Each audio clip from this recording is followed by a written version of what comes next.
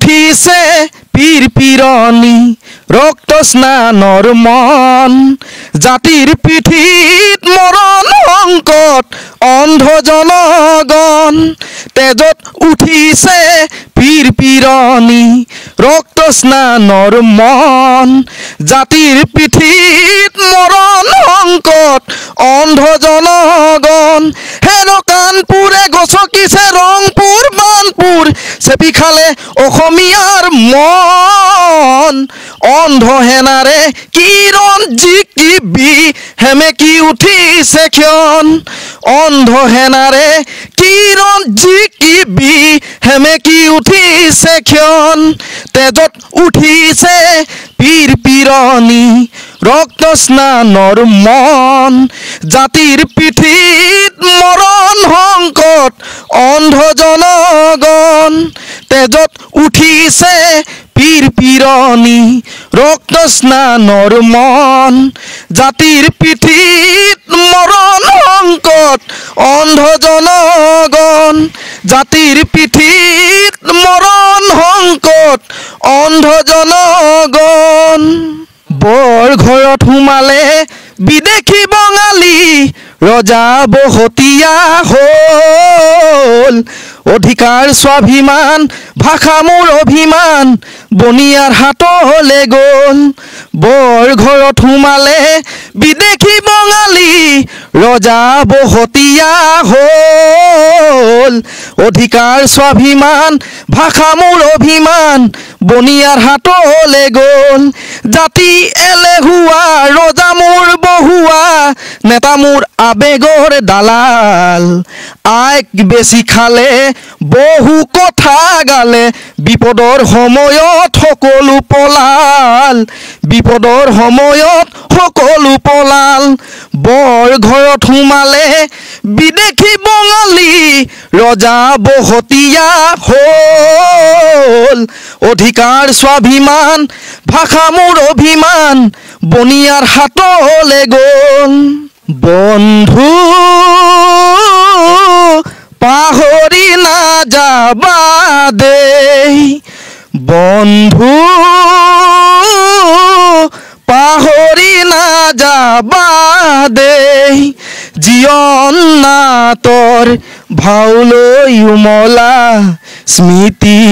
ৰাখিবা দেই স্মৃতি ৰাখিবা দেই বন্ধু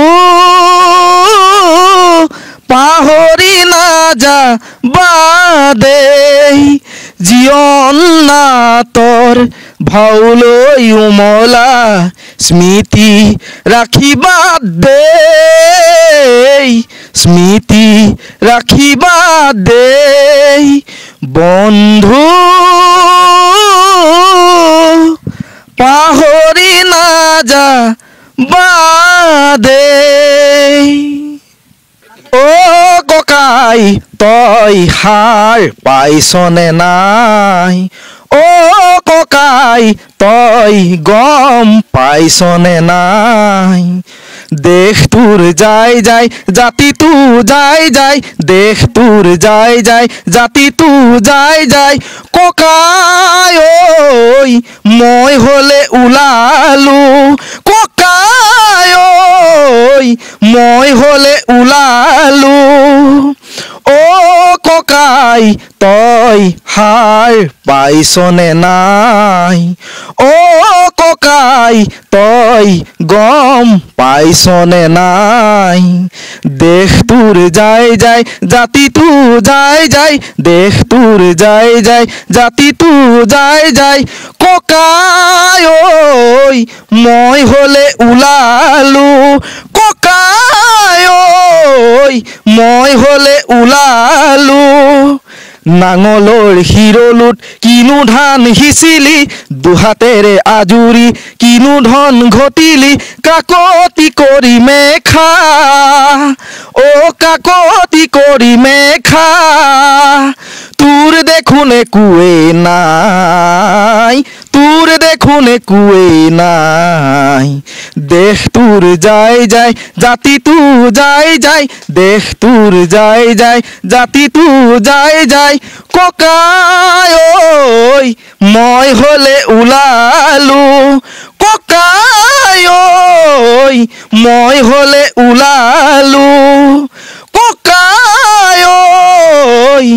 মই হলে ওলালো হাবি বন পচলা নবৌৱে দোকানৰ মচলা নবৌৱে দোকানৰ মচলা হওঁ বুলি হোৱা নাই নবৌৱে মই এডাং বৰলা নবৌৱে মই এডাং বৰলা ঐ বিয়াৰ ঐ ঘৰৰ সমস্যাত সোমাই পৰিলো বিয়াৰ কথা পাহৰি থাকিলো ঘৰৰ সমস্যাত সোমাই পৰিলো বিয়াৰ কথা পাহৰি থাকিলো মদ খাই পগলা ভাঙৰে ভঙুৱা হাজৰে বলিয়া হলো ঐ মদ খাই পগলা ভাঙৰে ভঙুৱা হাজৰে বলিয়া হলো ফুল হৈ ফুলিছিলা মোৰ ও মনৰ ফুলনিত এপাহি সুগন্ধি ফুল নুবুজিলো সেই ফুলৰে মূল ধুনীয়া ফুলৰে পাহিত অযুত পৰুৱা ছিঙিব নোৱাৰি জানা ধুনীয়া ফুলৰে পাহি সঁচাই মৰহা ধুনীয়া ফুলৰে পাহি সঁচাই মৰহা মোৰ ইয়াত মই দিনে হাজিৰা কৰি চলোঁ আৰু মোৰ মা দেউতা তেনেকৈ আৰু ঘৰৰ কিছু কাম থাকে এইবোৰ কৰি তেখেতে যি টি কৰি থাকে ঘৰৰে কাম কৰে বাকী ঘৰৰ চলোৱা মোৰে দায়িত্ব আহি পৰিছে আৰু মই নিজেই চলাওঁ ঘৰখন দিন হাজিৰা কৰিব হয় দিন হাজিৰা কৰিব যাওঁ আৰু তোমালোকে তামুলীৰ পৰা ইয়ালৈ কেতিয়া আহিছিলা এইটো 1992 চনৰ মানতে এটা মাথাউৰি মানে ভাগি পৰিছিলে চমুৰি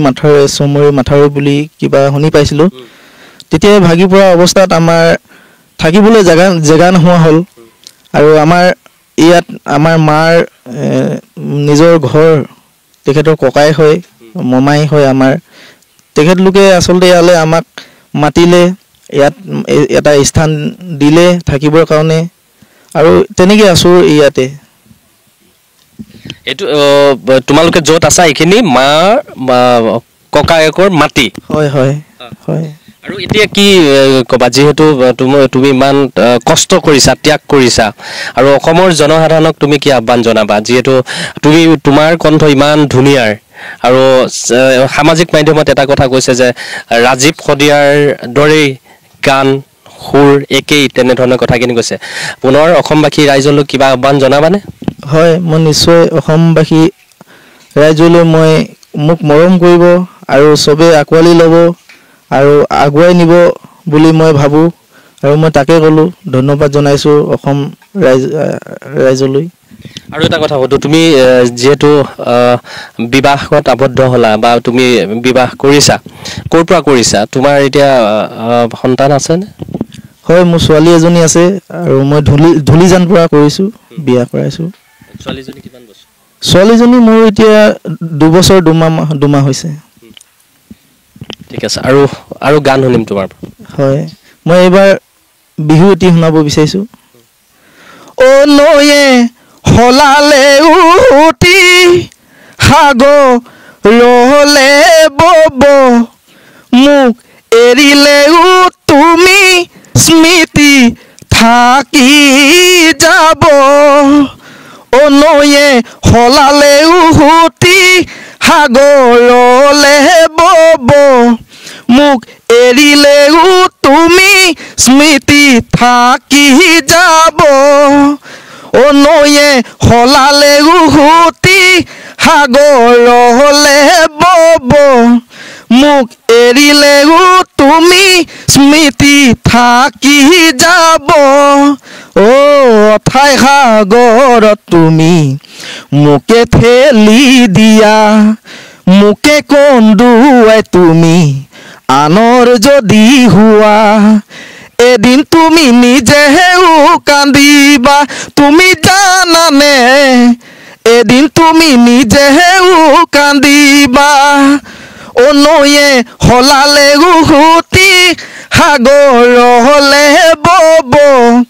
মোক এৰিলেও তুমি স্মৃতি থাকি যাব ঘূৰ্ণশিল্পী ৰাজীৱ শদিয়াৰ তেওঁৰ গান গায় আমাৰ গাঁৱৰে এজন ল'ৰা সামাজিক মাধ্যমৰ অতি চৰ্চা হৈছে আৰু আজি আপোনালোকে টাইম এইতে আমাৰ এই গাঁৱৰ এই অতি ভিতৰুৱা গাঁৱৰ এই দৰিদ্ৰ পৰিয়ালটোৰ মাজলৈ আহি যি প্ৰচাৰ কৰিবৰ কাৰণে আহিছে তাৰ বাবে আমাৰ গাঁৱৰ তৰফৰ পৰা ধন্যবাদ জ্ঞাপন কৰিছোঁ যিহেতু ল'ৰাজন